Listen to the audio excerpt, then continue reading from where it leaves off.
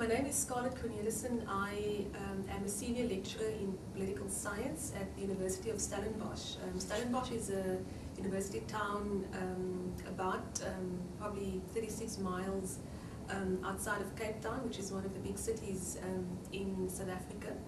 And it is known for its location because it's a wine producing country, but Stellenbosch also has quite a distinctive history in sport. We have produced some of our top sports persons, and especially in rugby and also in athletics. So it's one of the sports development centers in South Africa. It actually has quite a proud tradition.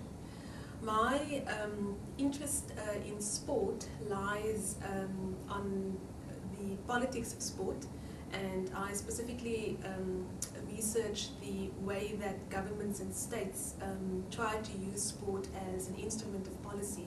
So it's really at the macro level that I research sport.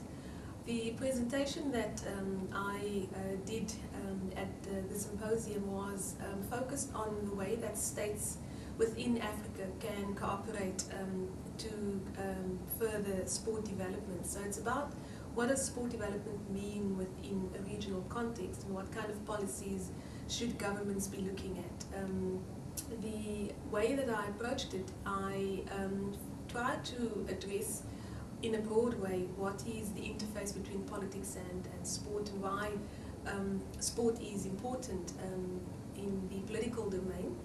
And then I looked in more depth at what cooperation could mean with regard to regional organizations. And I looked at the Southern African region, which is encompassed by one organization known as the Southern African Development Community, which comprises 14 states, and South Africa is one of those.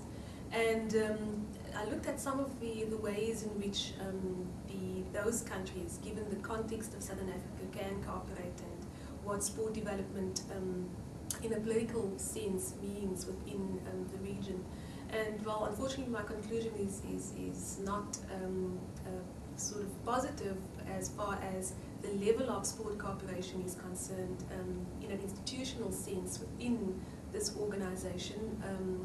And this is because of the way that this regional organization is structured, and a lot of the deficiencies within this organization.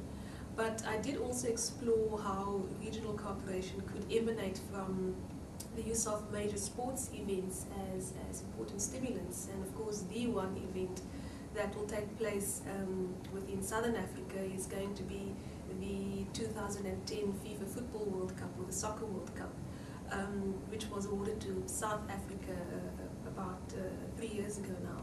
And this event, excuse me, is 3 years off.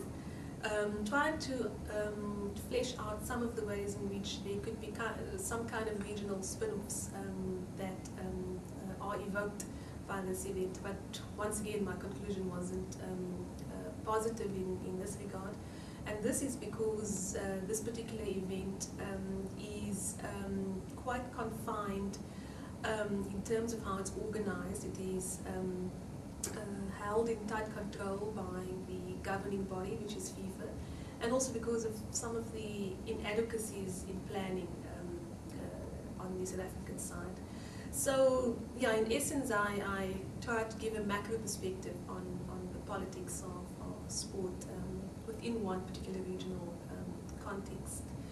Now, as far as the symposium as a whole is concerned, and some of the sessions that have taken place, and some of the things that one could expect out of a symposium of this nature, the thing that strikes me, which I regard as the most positive feature of the symposium, is the fact that there's a broad spectrum of different contributors coming from different fields, coming from different even continents, coming from different disciplines and different backgrounds, which means that there's quite a wide range of different topics that all in some way relate to sport, all in some way relate to Africa, but really just produces a much richer kind of sort of insight, or set of insights with regard to sport in Africa.